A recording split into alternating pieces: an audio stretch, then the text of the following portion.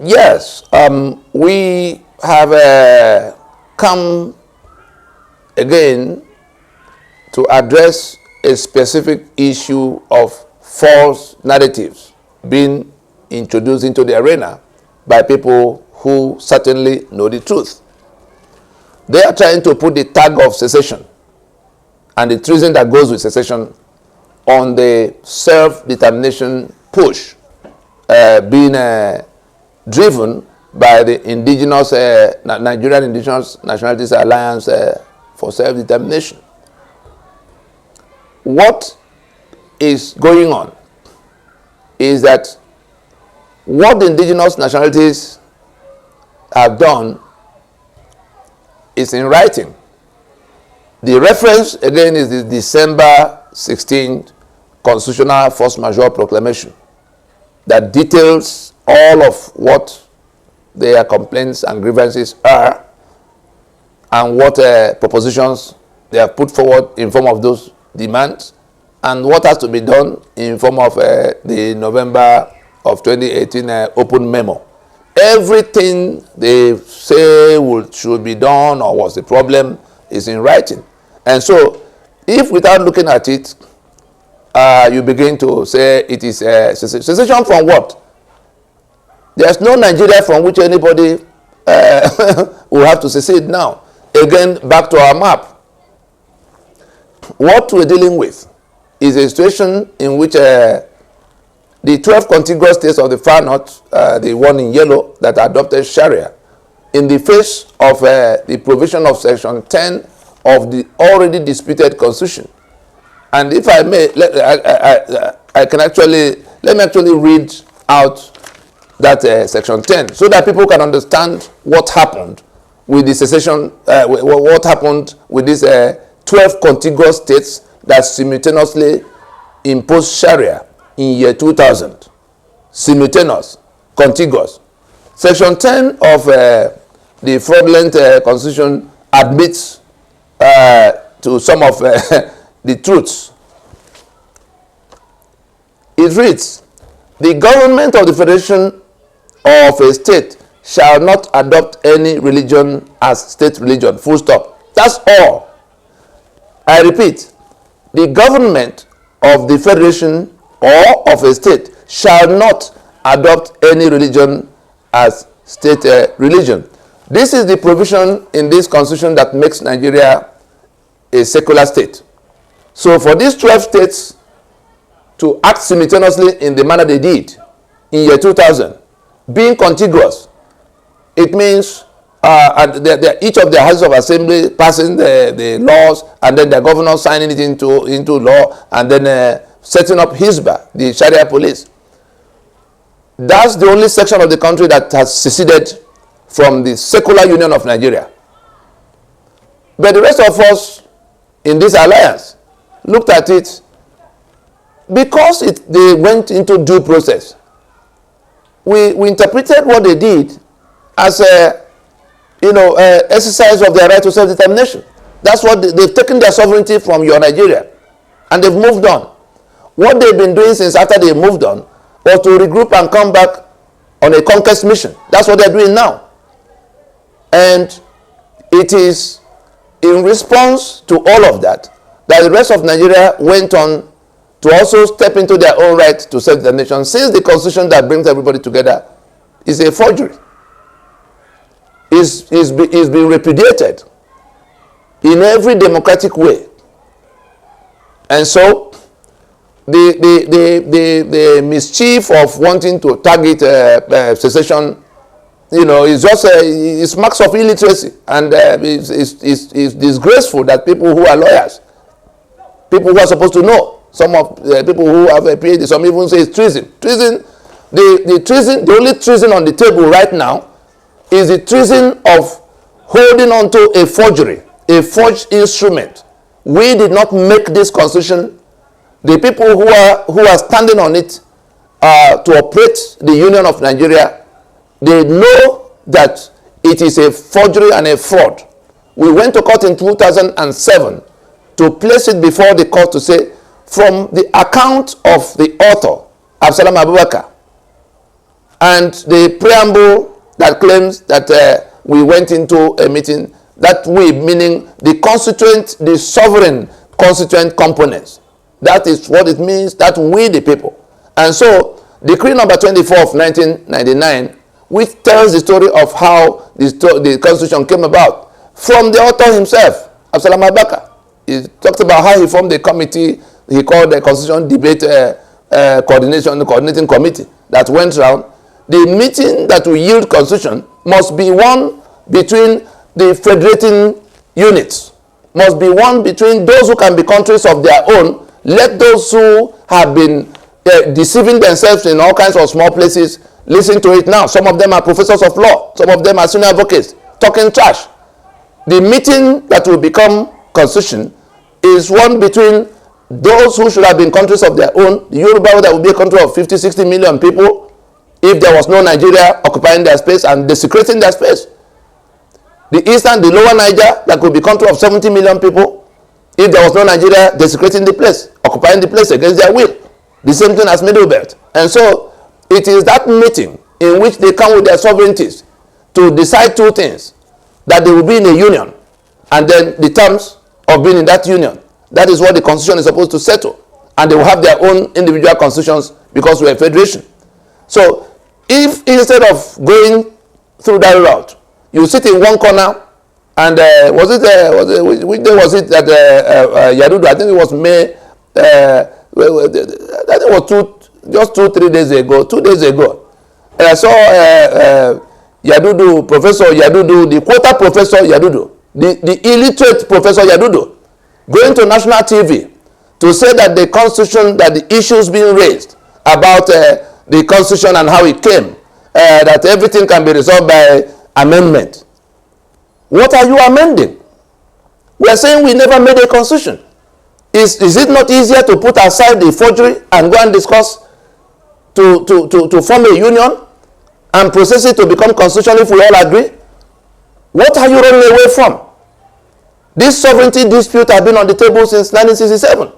Yadudu goes to TV because he was the one that processed the back end of what became the 1999 Constitution, to say that the amendment provisions in the Constitution is enough to change it even entirely, to bring about a new Constitution. Why do I have to go through the hurdle of coming before the Assembly constituted from 36 states that were imposed by brigandage? Who am I going to meet in the place?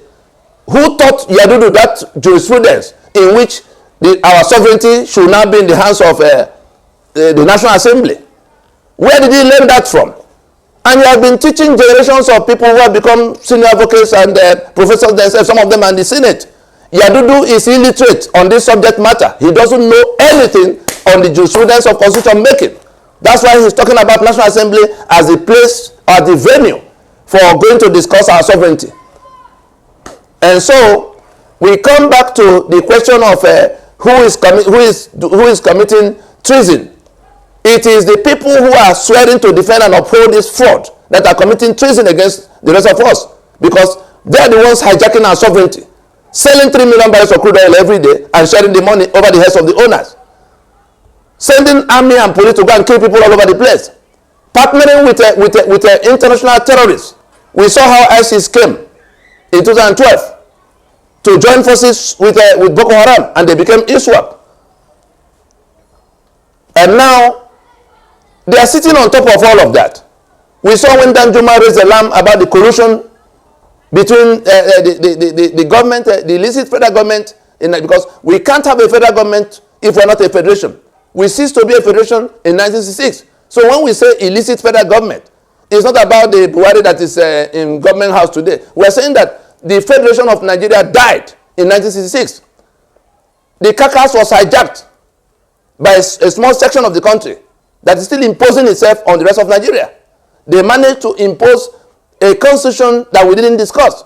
And they put our signature. They have the temerity to put our signature to that constitution, to say, oh, we made it. And we've tolerated it for 21 years. And people who are supposed to be rallying around the peaceful propositions of how to address the issue are still going around running their mouth, talking nonsense.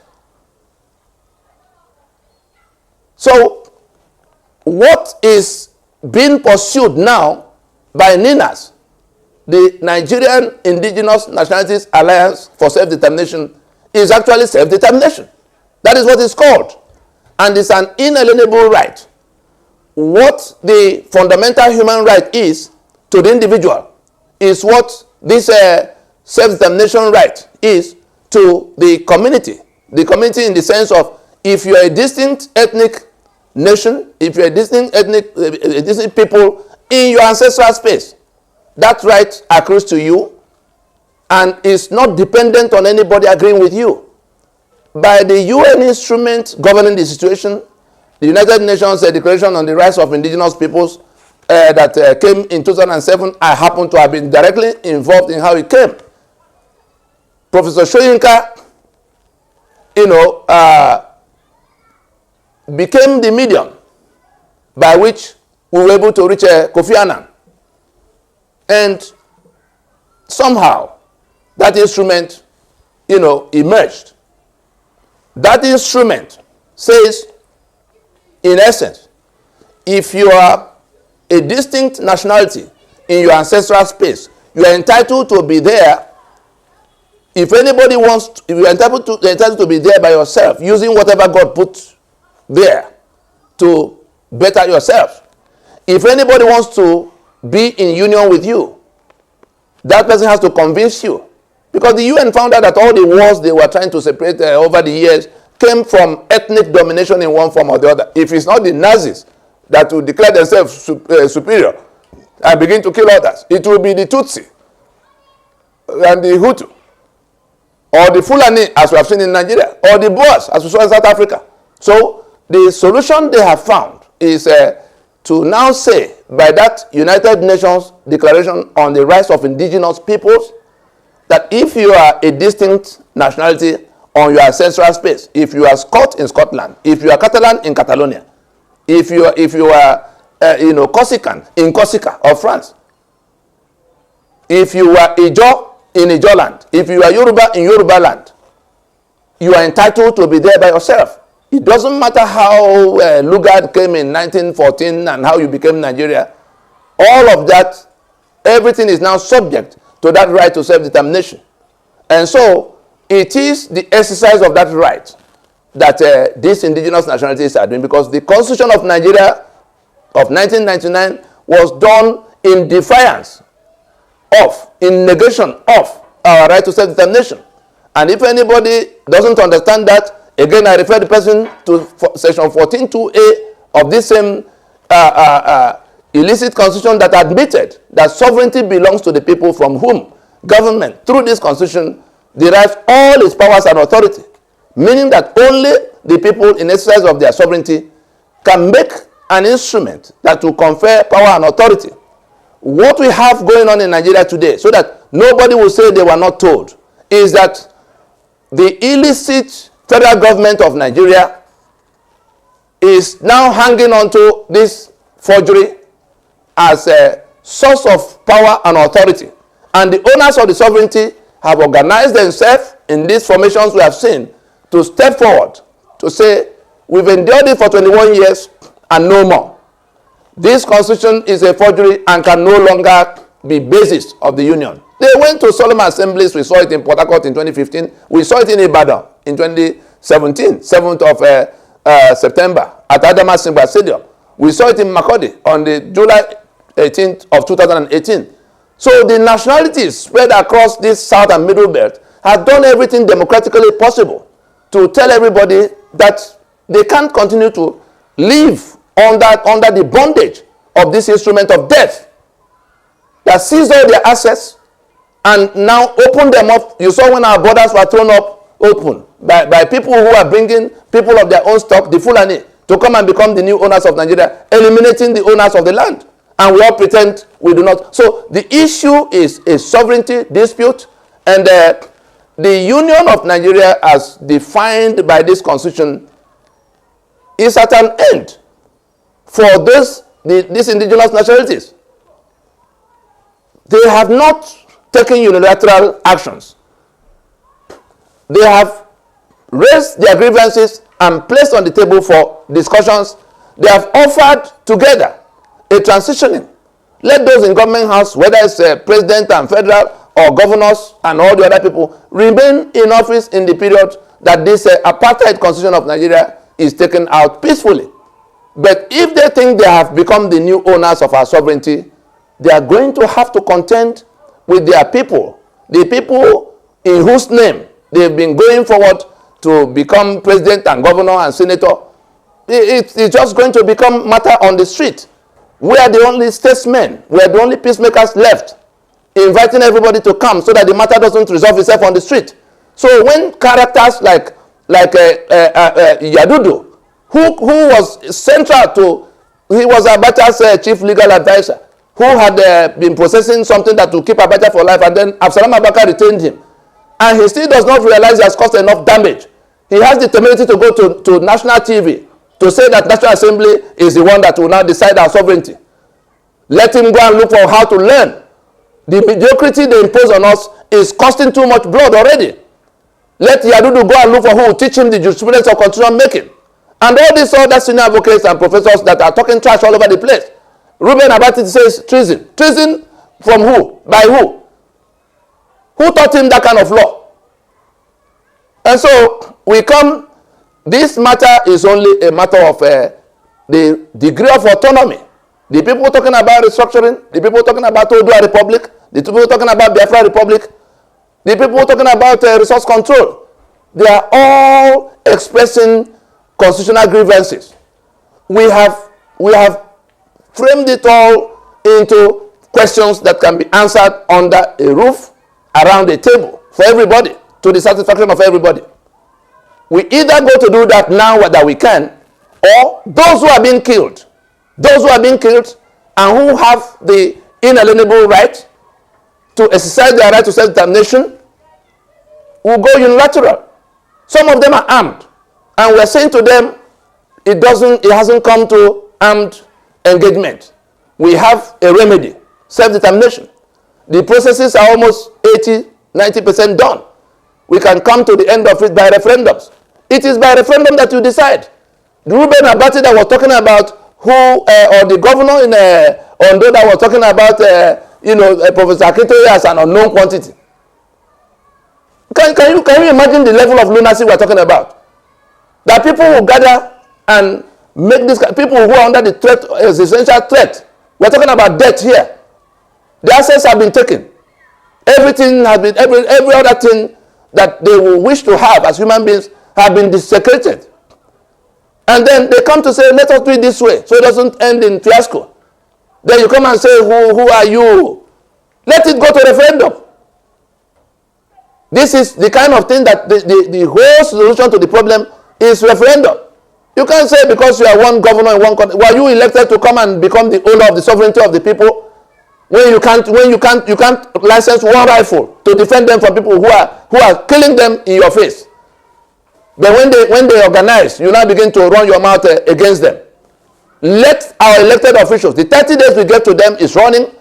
Once it's done, just like we gave the federal government 90 days, and they refuse to turn up, the 30 days we gave the elected officials from this alliance territory, including that governor in Ondo, including the other governors, is running out. By the time it runs out, of course, we move on to the balance of the populace and the international community to complete the consultations. Then we come back to what will happen thereafter. I would think we just have to pull ourselves away from this nasty talk of secession and separatism. It is called self-determination.